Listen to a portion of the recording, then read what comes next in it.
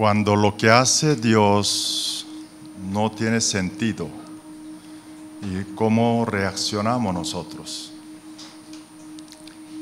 Muchas veces desconcertamos, nos sorprendimos. Por eso, educador y consejero cristiano, Dr. James Dobson, escribió un libro cuyo título puso así: cuando lo que hace Dios hace, no tiene sentido. Porque él estaba entrevistando con muchos hermanos. Su consultoría, asesoría, se dieron cuenta, muchos hermanos pasan esa dificultad. La Biblia nos enseña de que nuestro pensamiento y pensamiento de Dios no son igual. Isaías capítulo 55, Dios hablando su camino, su pensamiento, versículo 9 nos dice así: como son más altos de los cielos que la tierra, así son mis caminos más altos que vuestros caminos, y mis pensamientos más que vuestros pensamientos. Si esa palabra es cierto, entonces muchas veces puede suceder en nuestra vida lo que Dios hace y no tiene sentido.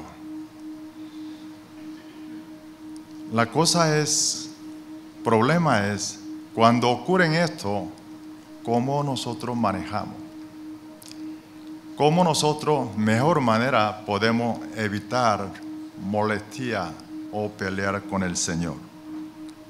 Hoy quiero estudiar junto a estos con ustedes 2 Samuel capítulo 6 versículo 1 al 11. Vamos a leer juntos rápidamente.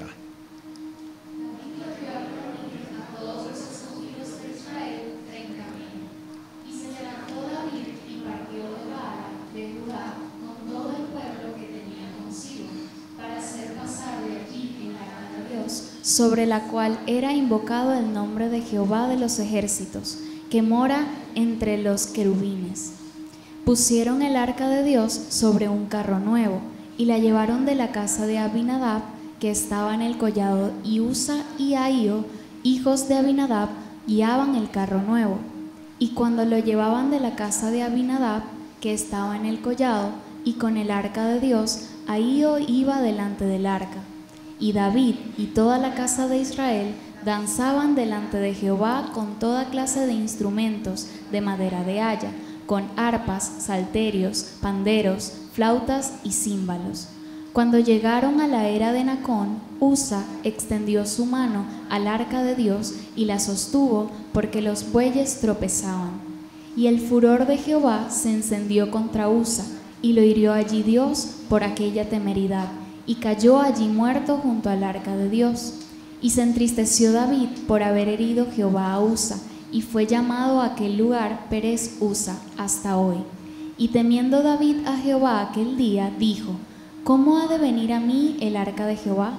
De modo que David no quiso traer para sí el arca de Jehová a la ciudad de David, y la hizo llevar David a casa de Obed-edom geteo.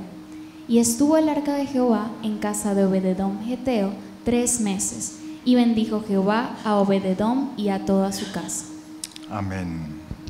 Esa historia, David quería trasladar arca del Señor a Jerusalén.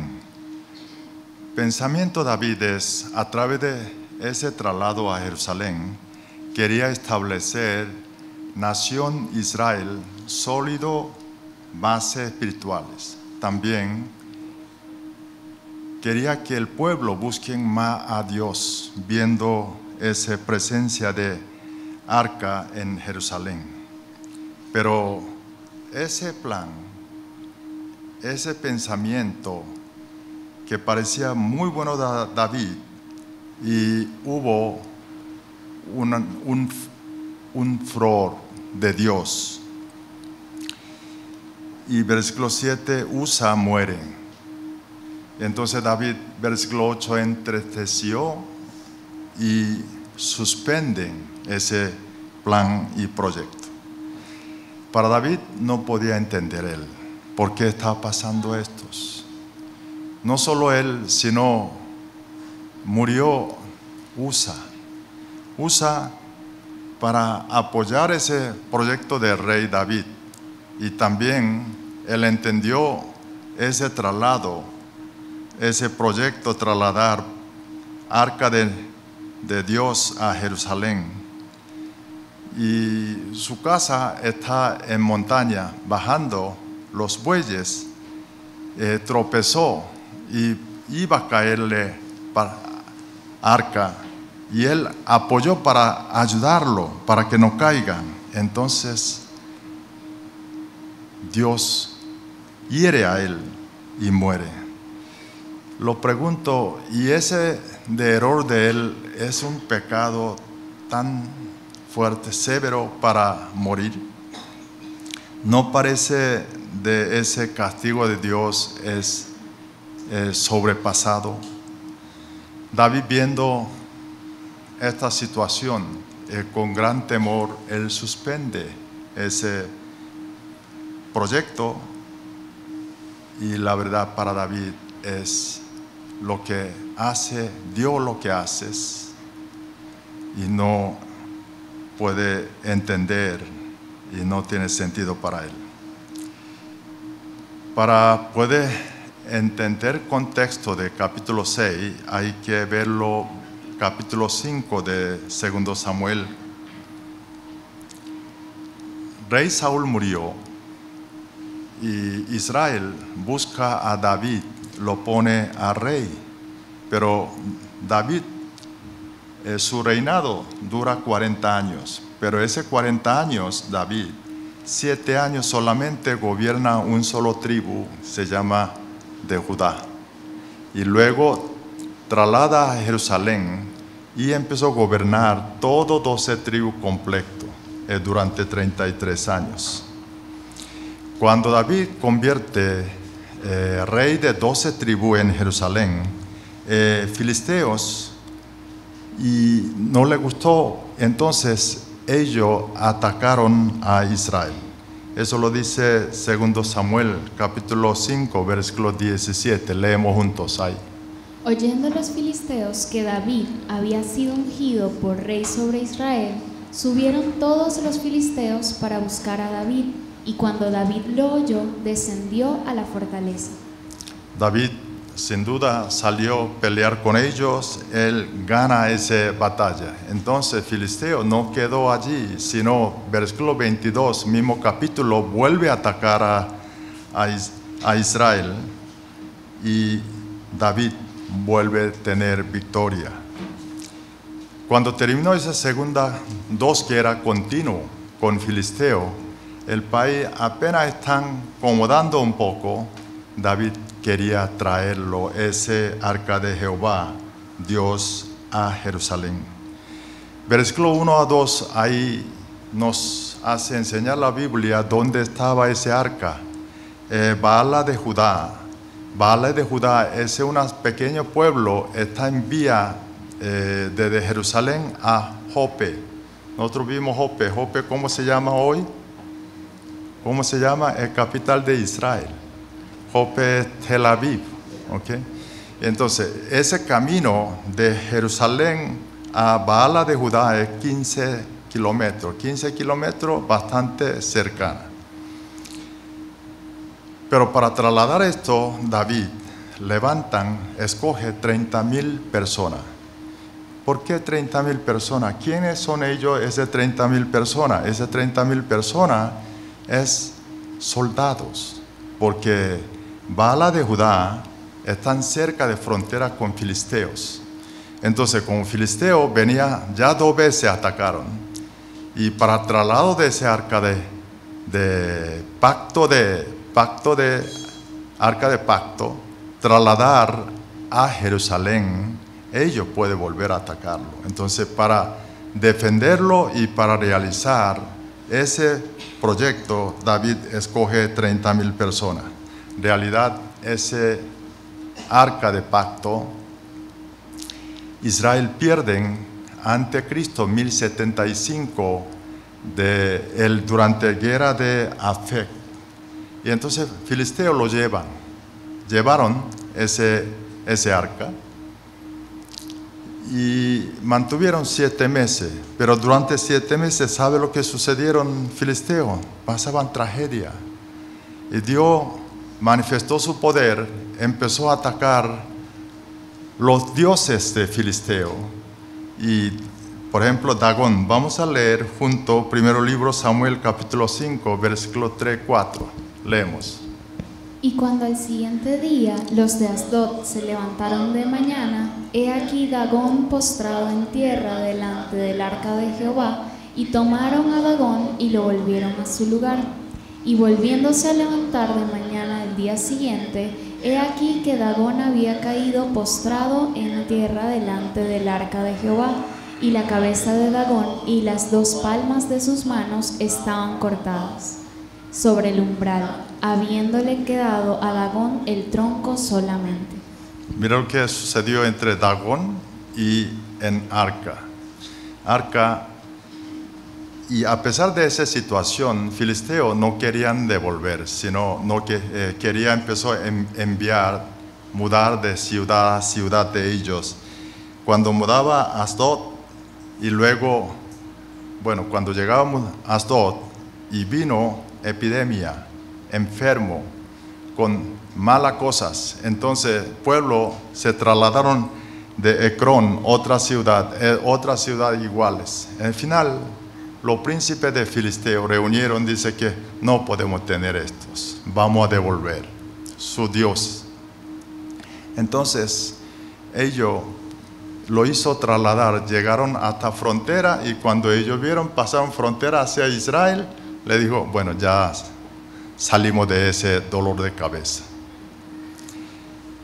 Y ese de arca, que montaron ellos el carro, y primero libro de Samuel, capítulo 7, versículo 1, dicen, vinieron los de Kiriat Jearim, eso es ya el Israel.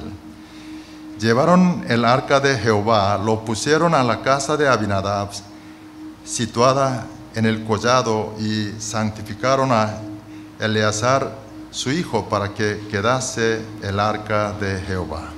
De allí, esa casa de Abinadab, ese arca de pacto, dura 70 años. Hasta el día de David quería trasladarlo. Ahora, momento de trasladar ese arca de pactos. Vemos qué problema de David hay, qué errores cometieron David. Y también vamos a buscar de respuesta de pregunta que le hice el principio de hoy el estudio. Primer problema de David, David no oró. Y ese proyecto, pensamiento de David, trasladar arca a Jerusalén, él creyó que era voluntad de Dios, y también no solo voluntad de Dios, Dios agrada. Él tenía tanta confianza, y por eso él pensó que no necesitaba orar. En lugar de orar, él pone todo esfuerzo preparar, toda preparatoria. Fíjense lo que David estaba preparando. Primero, lo que vimos, él coge 30,000 soldados para proteger. Segundo, versículo 2 decía, se levantó David, partió de Baala de Judá con todo el pueblo que tenía consigo. Lo que quiere decir que no solamente 30,000, involucró todo lo que estaba en Jerusalén, sus ejecutivos. Junto quería trasladar estos, participaron. El versículo 3 dice que pusieron el arca de Dios sobre un carro nuevo, o sea, él hizo carro nuevo para esa. El versículo 5, y David, toda casa de Israel danzaba delante de Jehová con toda clase de instrumento de madera de haya, con arpas, salterio, panderos, flautas, címbalos. ¿Qué hizo David? Un mega alabanza, tremendo alabanza. Y de ahí él empezó a danzar con toda la alegría. ¿Qué es lo que podemos ver aquí? Lo que estamos viendo, expresión nos está explicando la Biblia hoy. Ese proyecto era para Dios. Dios le va a gustar. Pero David no supo. Más importante de toda esa preparación es que tenía que orar al Señor. Él olvidó orar al Señor. En realidad, David es hombre de oración. Él no es lo que no sabe orar. Él tenía hábito de orar, era hombre de oraciones, pero no oró. Fíjate segundo libro de Samuel, capítulo 5, dos veces cuando atacaron filisteos, cuando atacan enemigo a uno, ¿qué haces? El rey tiene que salir a pelear, es obvio. Pero vemos el segundo libro, Samuel, capítulo 5, versículo 19, ahí está, leemos. Entonces consultó David a Jehová, diciendo: ¿Iré contra los filisteos? ¿Los entregarás en mi mano? Y Jehová respondió a David: Ve, porque ciertamente entregaré a los filisteos en tu mano. Fíjate, David consultó a Jehová. ¿Qué quiere decir eso? David oró, aunque sea una que era obvia.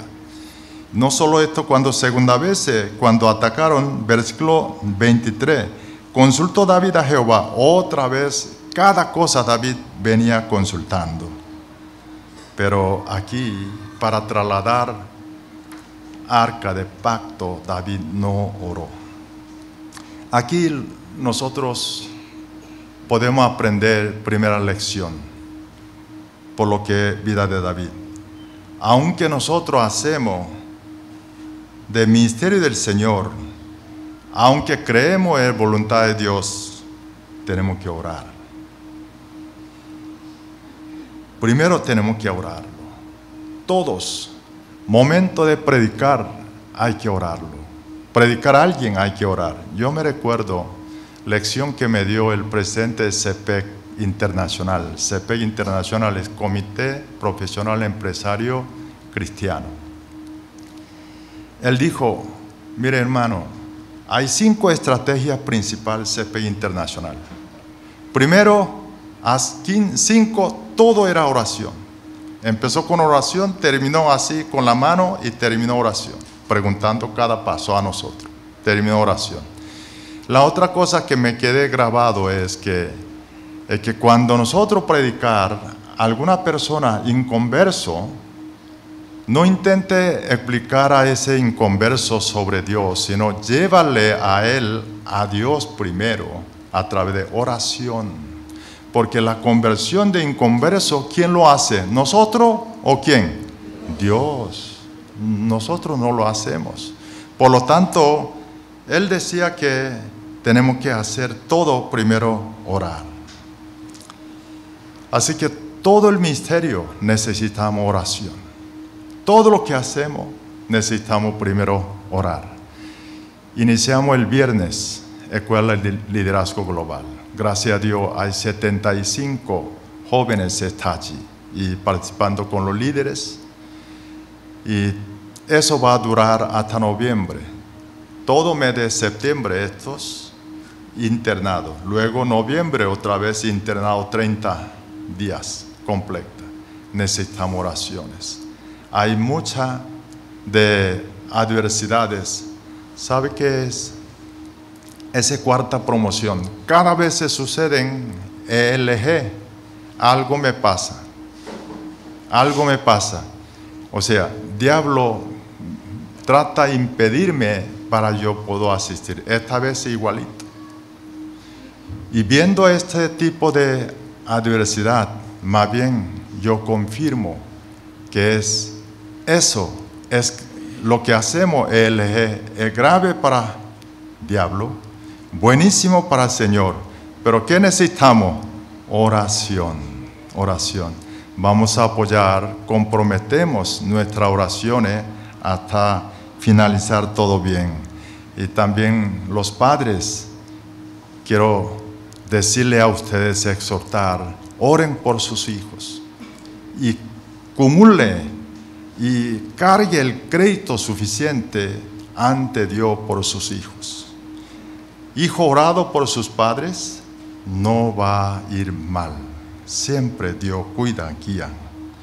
Ahora, segundo error de David es que David no supo bien palabra de Dios y actuó con emociones. Ese proyecto de trasladar de pacto de arca es un proyecto realmente Dios agrada. ¿Sabe que David suspendió y lo enviaron a casa de Obededom? El versículo 11, ¿qué hizo Dios? Bendeció.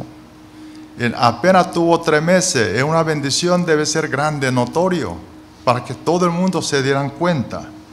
O sea, eso le gusta a Dios, pero lo que debemos saber, aunque el propósito es bueno, la manera también, medio tiene que ser buena. No podemos actuar como uno queremos. O sea, cuando hacemos nosotros para Dios o nuestra vida obedecer a Dios, no solamente basta buen propósito, sino medio también tiene que ser acuerdo con Dios. El mundo nos enseña diferentes.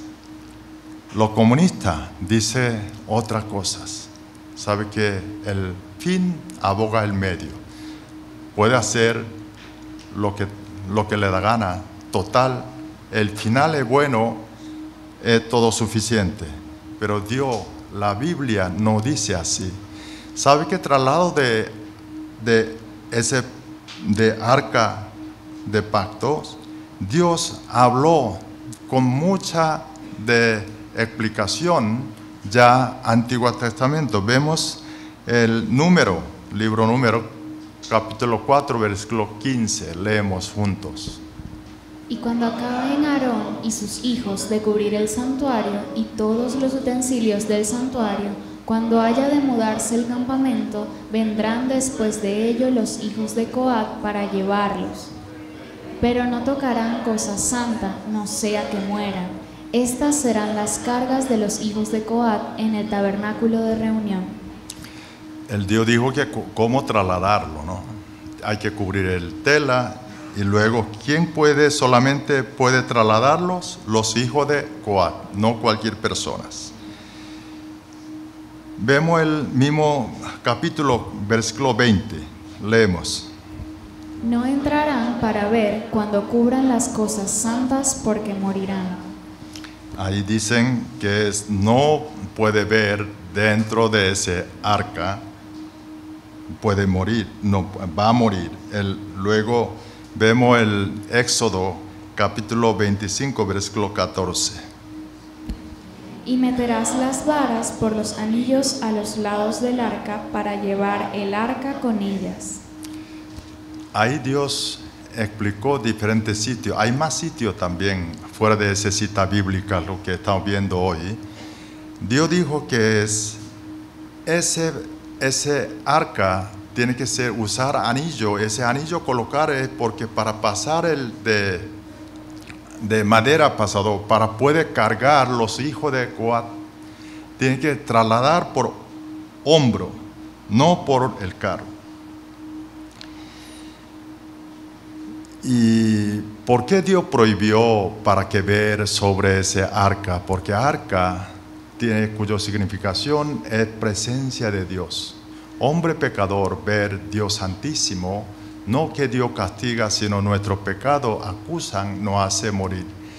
Por eso Antiguo Testamento, todo lo que personas que cuando veía presencia de Dios decía, estoy perecido.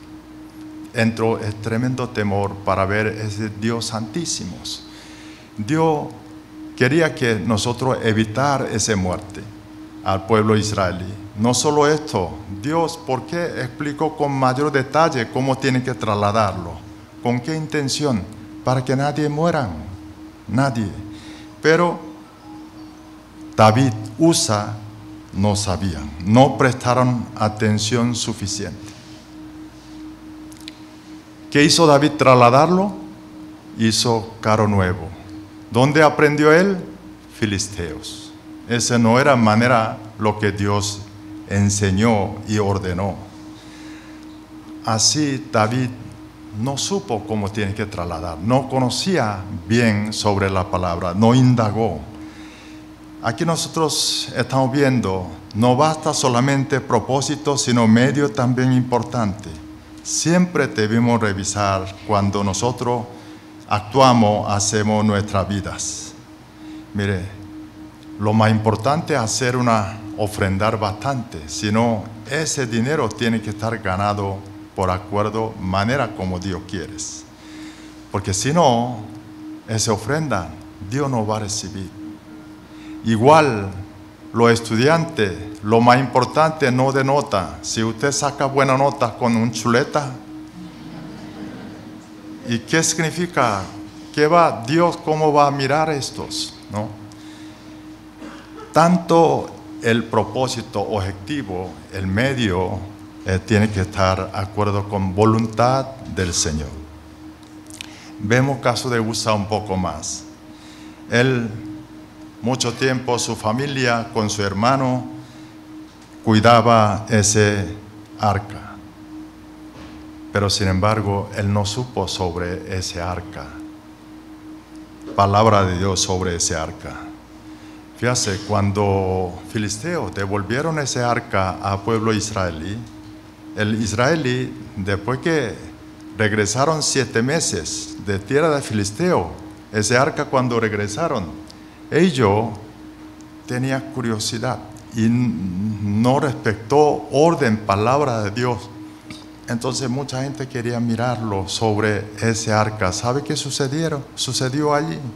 Vamos a leer primer libro de Samuel, capítulo 6, versículo 19. Ahí leemos. Entonces Dios hizo morir a los hombres de Bet-Semes, porque habían mirado dentro del arca de Jehová. Hizo morir del pueblo a 50,070 hombres, y lloró el pueblo porque Jehová lo había herido con tan gran mortandad. Mire, los hombres de Bet-Semes, ¿cuántos murieron? ¿Cuántos? 50,070. Fíjate el número, 50,000 más 70. Y por eso hay Biblia dicen tan gran mortandad. Eso debe ser una notorio. No murieron 5 personas, 50,070. Estoy seguro, eso debe ser gran notorio. Y David Usa igual debe saber, debe haber escuchado. Sin embargo, su propósito confió que es buena y no indagó suficiente en la palabra de Dios. Actuó con emoción. Así, lamentablemente, Usa muere. Cuando nosotros actuamos con emoción, y cuando nos aborda emoción, podemos cometer errores. Sin duda necesitamos emociones para vivir, pero si vivimos por emoción, hay que tener cuidado. La palabra emoción y la fe, a veces hay gente, muchos confunden. En Venezuela yo veo muchos venezolanos de costumbre de católico, dice que ay, tengo fe. Cuando yo veo esa palabra, ay, tengo fe, esa fe está hablando su emoción. Pero no solo católico, también evangélico. Hay personas así, confunden. Hay personas que están basados su fe, emoción. Mire, hermano, ¿cómo tú sabes que tú estás salvo, tu salvación? Entonces me dijo, me siento bien. Wow, salvación está, me siento bien. Si esa salvación, esa fe está anclado, su emoción, ¿sabe que nuestra emoción cómo hace? Tambalea, sube, baja, como montaña rusa. correcto. Un sol nos alegramos, un palo de agua también hundimos. Si nuestra de base de fe está basado, anclado de emoción, sufrirá como emoción sube, baja. Nuestra fe tiene que estar anclado algo, verdad firme, y esa verdad nos van a ayudar para que nuestra fe que no tambalee cualquier situación. ¿Qué es verdad? Es palabra de Dios, palabra de Dios. Usa tenía gran deseo de trabajar para Dios, pero quizá él quería ayudar a Dios, aguantando para que no caiga ese arca. ¿Dios necesita nuestra ayuda? Nosotros necesitamos ayuda de Él. Dios no. Mire, hay hermanos que quieren defender al Señor. Dios no necesita nuestra defensa. A veces cuando predicar quiere hablar mucho porque quiere convencer. No haga ese intento. Dios no busca abogado. Dios busca testigos. Para que nosotros cuando predicar a otra persona basta decirle, mire, la obra que hizo Jesucristo, y no solo esa obra, y simplemente ese Jesús que me transformó mi vida. Eso, ese testimonio, lo que es necesario para el momento de predicar. Fíjate, aquí David usa, que no conoció bien de ese orden, la palabra de Dios, cómo debe trasladar el arca. Y también actuó con mucha emoción y trajo ese triste acontecimiento. El último, tercero, lo que ve el David, no comprendió a Dios, terminó peleando a sí mismo con el Señor. Yo le dije a ustedes si no han peleado alguna vez con el Señor. Otra palabra, ¿no ha picado con el Señor? Cuando nosotros no entendemos lo que hace Dios, sí podemos entrar en esa situación como David. Mire, vemos el versículo 8, leemos texto bíblico hoy, versículo 8, leemos juntos. Y se entristeció David por haber herido Jehová a Usa, y fue llamado a aquel lugar Perez Usa hasta hoy. Mire, se entristeció David. Esa palabra entristecer utilizó verbo de hebreo hara. Hara significa es una llama fuerte. O sea, David está caliente. Y no solo molestia, no solo un picazón, sino él está sumamente molesto. ¿Sabe qué? Plancha china. Sí, rojo vivo, así estaba quemando David. Él estaba picado completamente con el Señor. Y por eso hasta cambió el lugar, nombre del lugar, Pereusa. Ya no va a llamar ahí, sino Pereusa aquí. David, sin duda, su propósito fue buena. Él preparó con todas las preparaciones, con diligencia, con todo corazón, pero murió Usa. Y él no podía entender lo que hizo el Señor. Pero tampoco él no sabe el error que estaba cometiendo. Hoy también mucha gente tiene ese fervor de religiosidad. Y pone empeño a trabajar, ¿no?, para el Señor, pero sin saber si su fervor, su esfuerzo, si está en dirección lineada correctamente con el Señor o no. En la fe hay dos elementos, dirección y tamaño.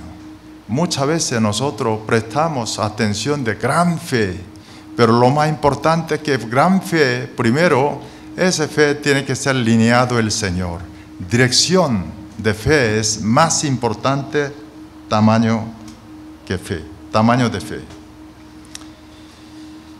Sin duda, cuando dirección está equivocada, Dios interviene, le da lección. Y David cae duda de Dios, duda de amor de Dios. ¿Qué hacemos cuando entra esa duda en nuestras vidas? ¿Qué hacemos? Cuando entra duda de amor del Señor en nuestro corazón, ¿qué hacemos nosotros? La Biblia dice, cada vez que entra esas dudas, tenemos que mirar en la cruz de Jesucristo.